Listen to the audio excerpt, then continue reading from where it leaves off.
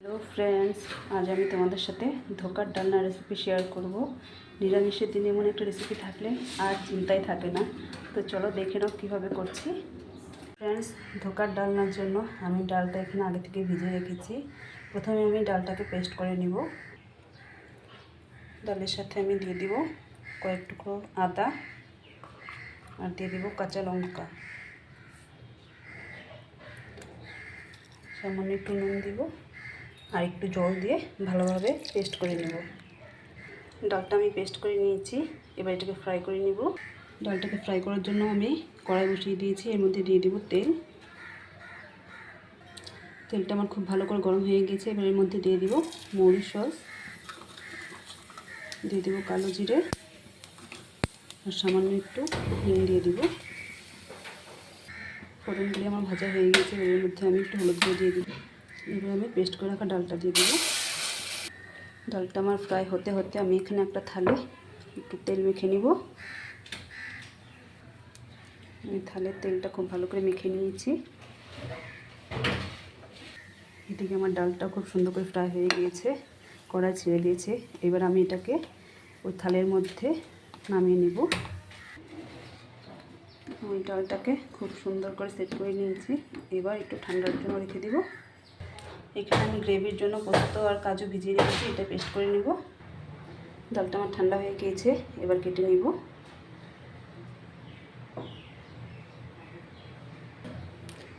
তো ফ্রেন্ডস, আমি এইভাবে কেটে নিয়েছি।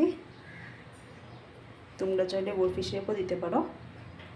এবার আমি এগুলোকে ভেজে নেব। ভাজার জন্য আমি কড়াই তেল দিয়ে দিব। তেল আমার গরম হয়ে গিয়েছে, এবার এর মধ্যে ধোকাগুলিকে ভেজে নিব। ধোকাগুলি আমি ভেজে নিয়েছি লাল লাল করে, এগুলিকে নামিয়ে নিব। আর যেগুলি বাকি আছে সেগুলো ভেজে নিব। তো আমি সবগুলো ধোকা এইভাবে ভেজে নিয়েছি। এবার গ্রেভিটা তৈরি করব।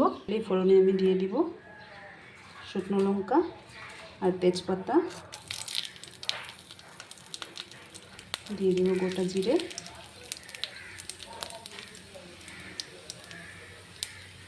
আর গোটা গরম মশলা।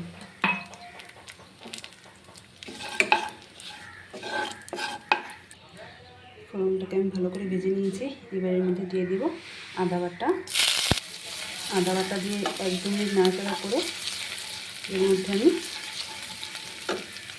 কাজু আর পোস্ত দানা পেস্ট দিয়ে দিব।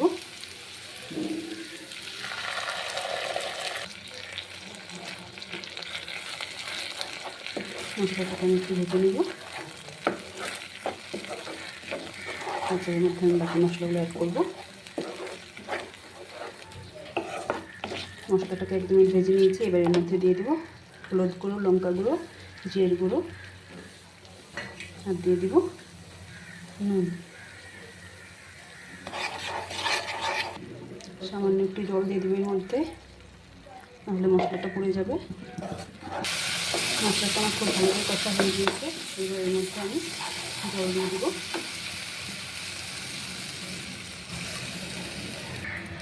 এবার আমি গ্রেভিটাকে ফুটতে দিব।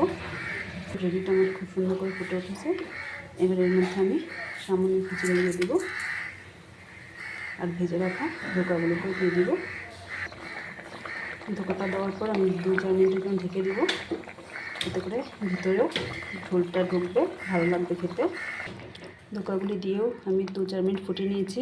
এবার এর মধ্যে ঘি আর গরম মশলা গুঁড়ো দিয়ে নামিয়ে নিব। তোমাদের যদি আমার এই রেসিপিটি ভালো লেগে থাকে তাহলে আমার চ্যানেলটাকে সাবস্ক্রাইব করে দিও। টাটা।